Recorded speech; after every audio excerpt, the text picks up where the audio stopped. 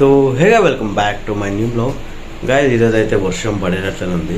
So చూపిస్తా చూడండి. So guys almost అయితే టైం కూడా 3:30 కావడానికి వస్తుంది.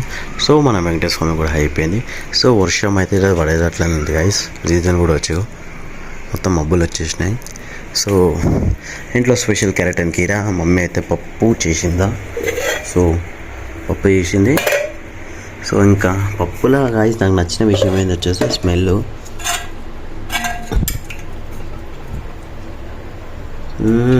పప్పు అయితే టేస్ట్ అని కాదు, ఎందుకంటే స్మెల్ చూస్తున్న అర్థమవుతుంది. సో ఇందులో వైట్ రైస్, మమ్మీకి అయితే ఆమ్లెట్ చేయమన్నా. సో మమ్మీ చేస్తుందా లేదా చూద్దాం గైస్. మా డాడీ అయితే ఈరోజైతే వర్క్ అయితే దొరకలే, మీకు పడుకొని ఉండే. సో మమ్మీ అయితే ఇక సీరియల్ పెట్టింది. ఏం చేద్దాం చెప్పాను కదా, సినిమాలు చూద్దామనగా సినిమాలు కూడా ఏం వస్తలేవు, అంత బోర్ వస్తుంది నాకైతే.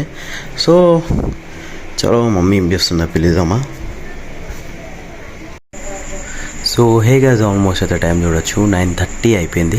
సో మన వెంకటేశ్వర స్వామికి అయిపోయింది మరొకసారి. ఇంట్లో స్పెషల్ మన పాలకూర కర్రీ, వైట్ రైస్. సో ఇందులో అయితే మన గరం గరం ఆమ్లెట్, ఇంకా ఇదైతే ఏమో సాంబార్ ఉంది. సో ఇదైతే వైట్ రైస్ గైస్. ఇదైతే పప్పు అయితే ఫుల్ అంటే ఫుల్ ఎక్సలెంట్ అయింది. ఇలా చూడాలి గైస్. పైన బిస్కెట్ ముదిరిన కానీ చీమాలు వస్తున్నాయి గైస్. మా ఇంట్లో వాళ్ళకి ఏం చెప్పాలో అర్థమవుతలే. సో మనకైతే తినే టైంలో టీవీ చూసి అలవాటు లేదు గైస్. మా మమ్మీ ఇంకా తినలేదంట.